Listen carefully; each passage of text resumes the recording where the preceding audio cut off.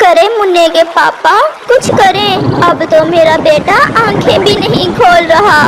बुखार के कारण हमारा बेटा तड़प रहा है और मैं कितना मजबूर हूँ कि मेरे पास अपने बेटे की दवा लेने के लिए कुछ भी नहीं है।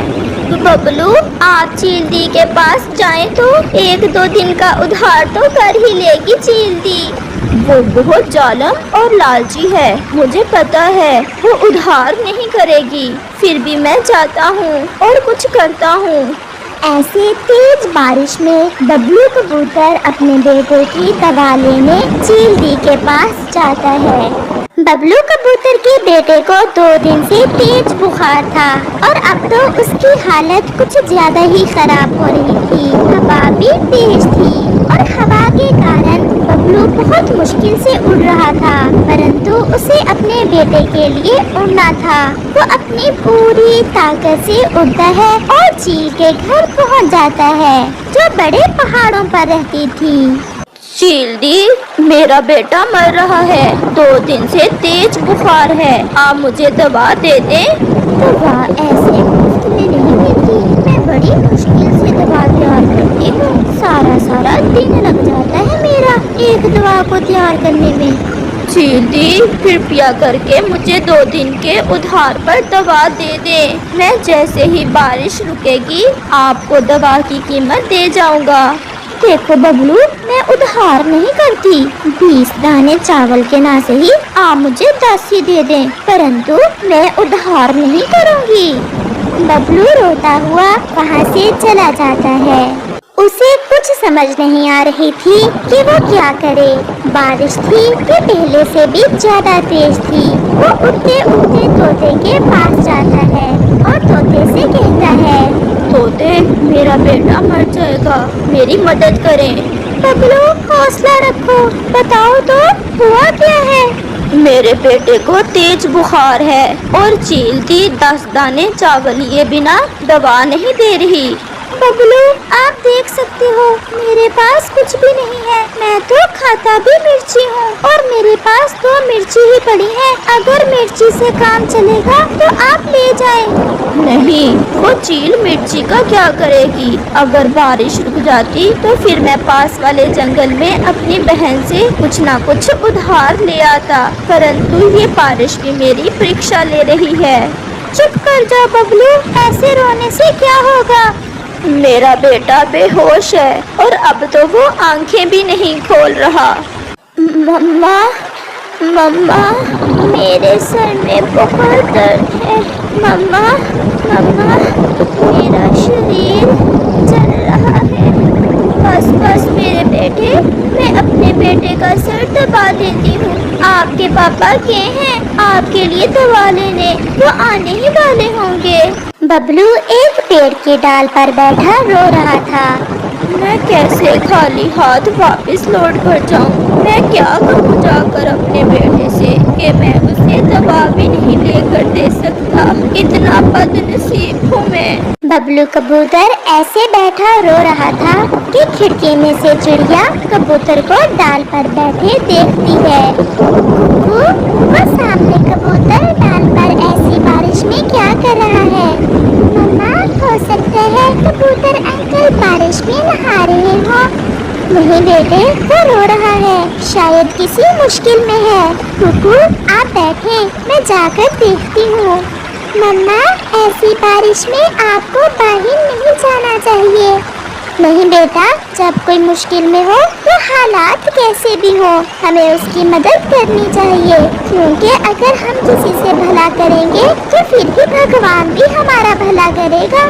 चिड़िया अपने घर से निकलती है और कबूतर के पास जाती है।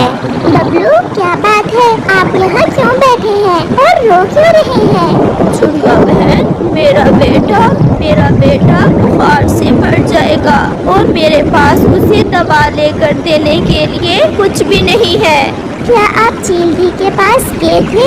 हाँ, मगर चील दी 10 दाने चावल मांग रही है। मैंने उधार का कहा तो उसने मुझे भगा दिया।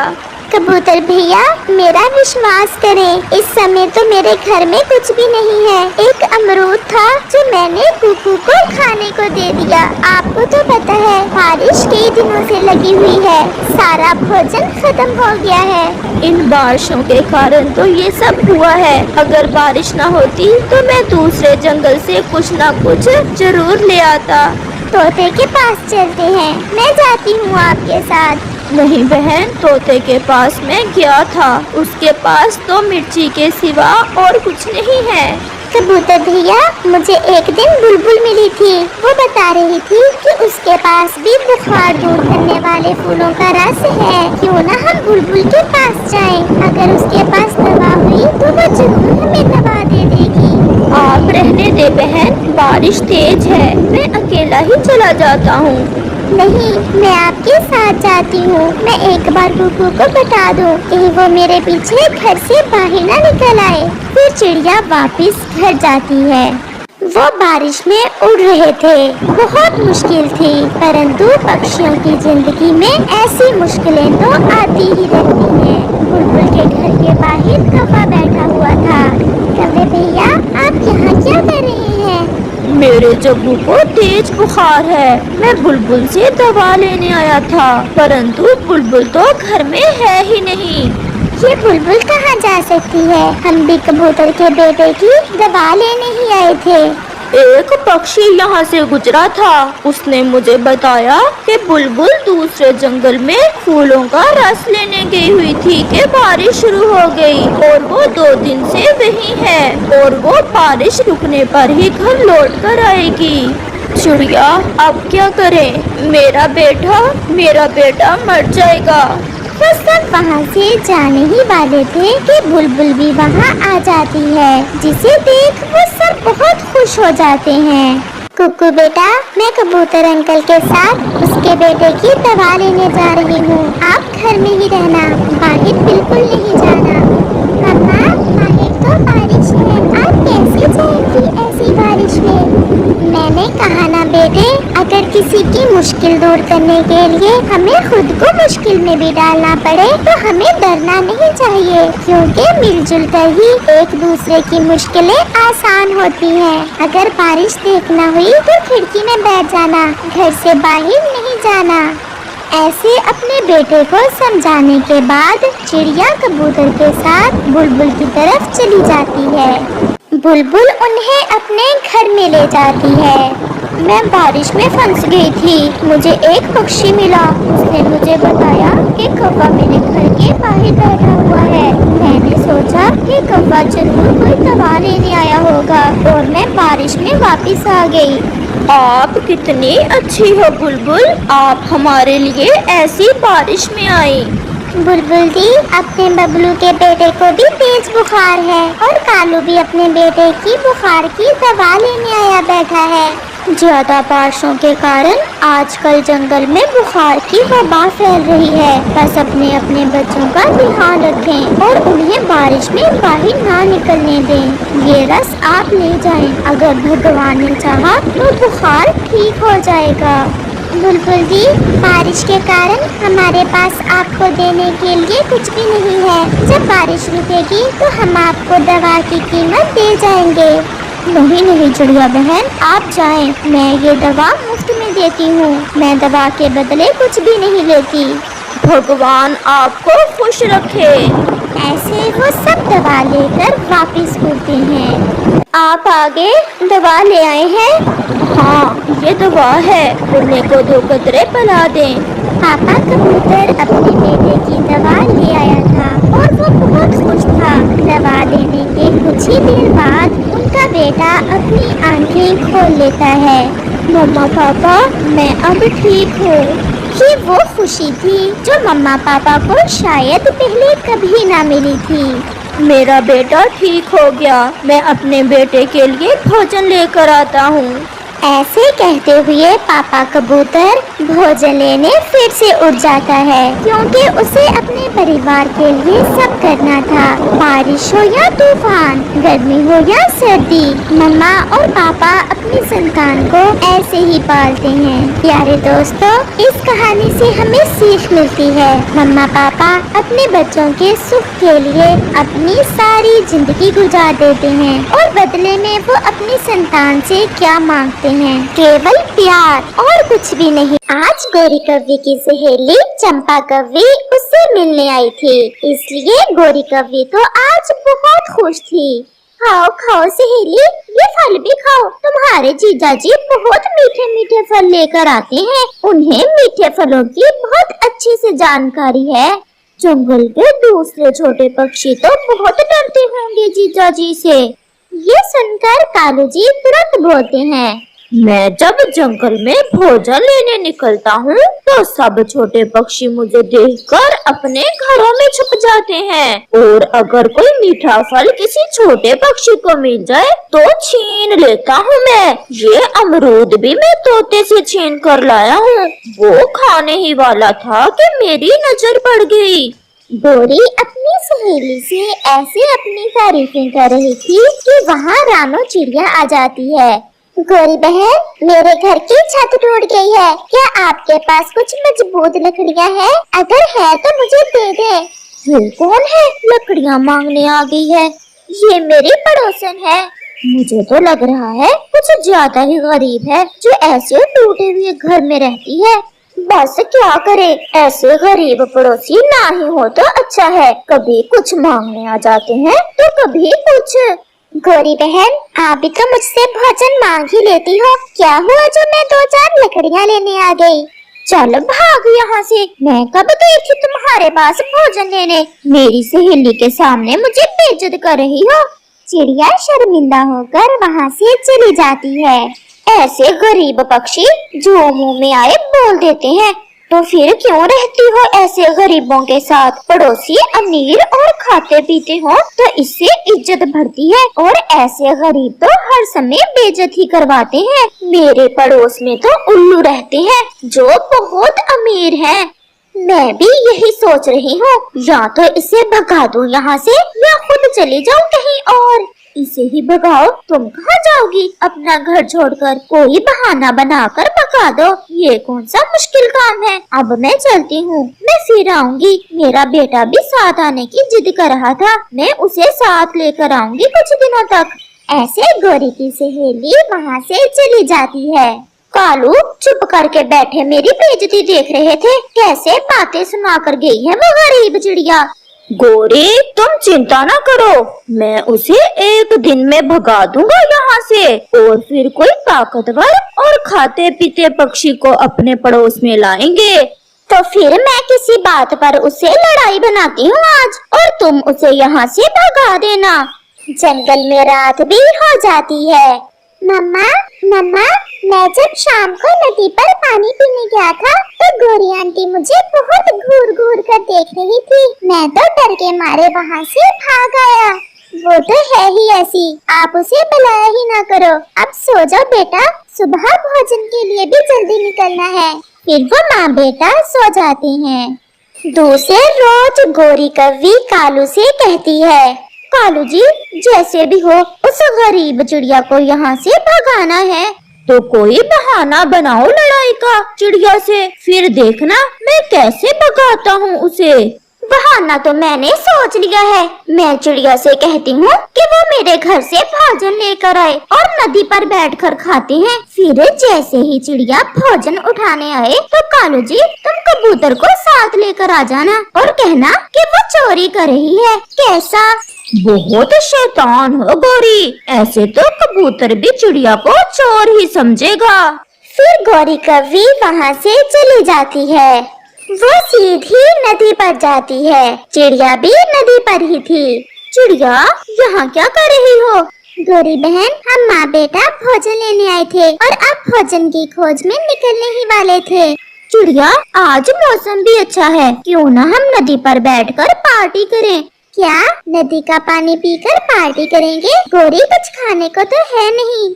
सुनो तो, तुम ऐसा करो, मेरे घर जाओ और वहाँ कालू वाले घोंसले में भोजन पड़ा है, वो उठा लाओ। मैं यहीं बैठी हूँ, मेरे पंखों में आज दर्द है, मुझसे ज्यादा उड़ा नहीं जाएगा।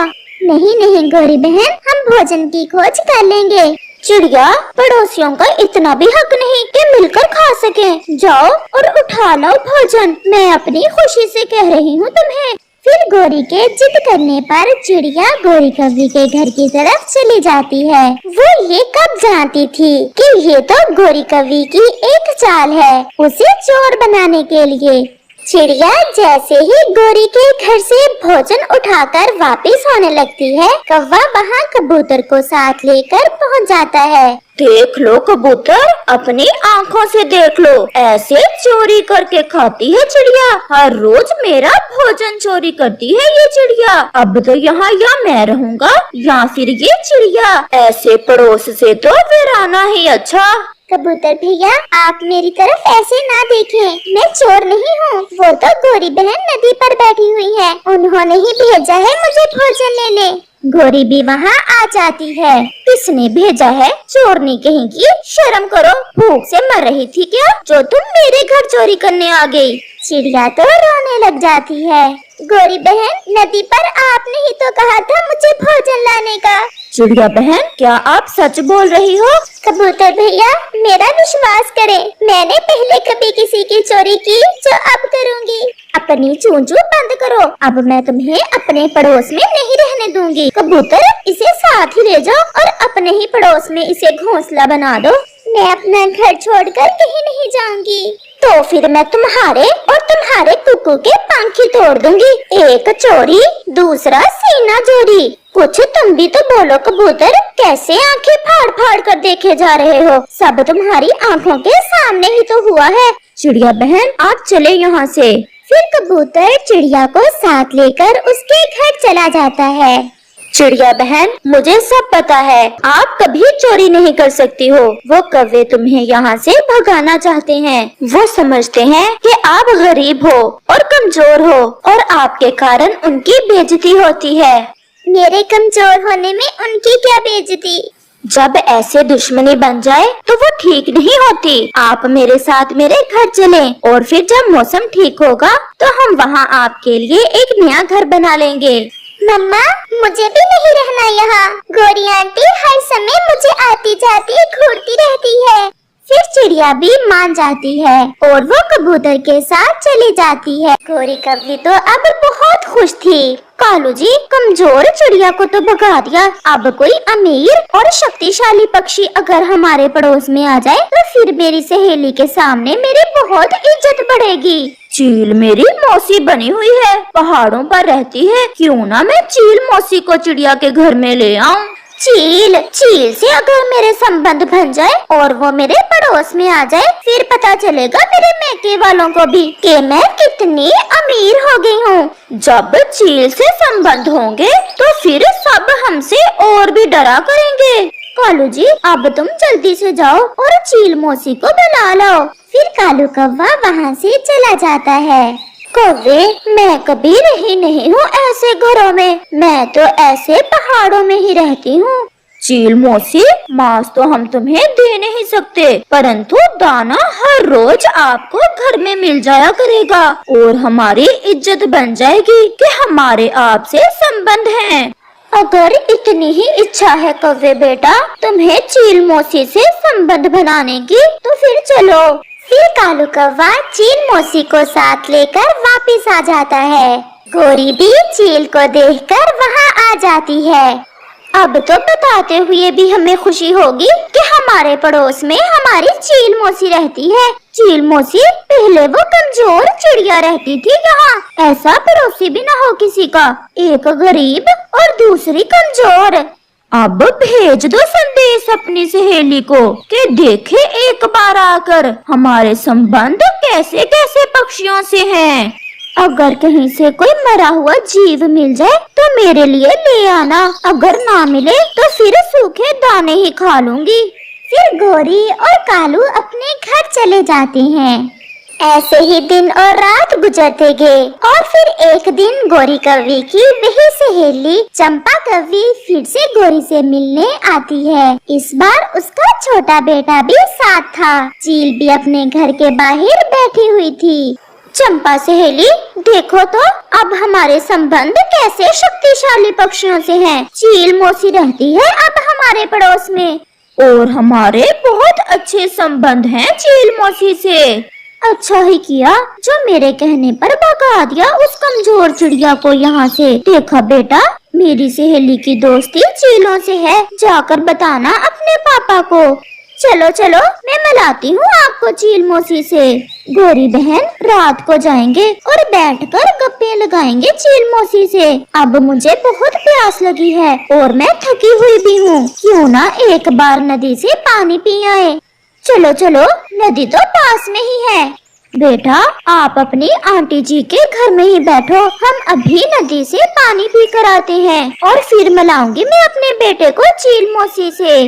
फिर वो सब नदी की तरफ चले जाते हैं।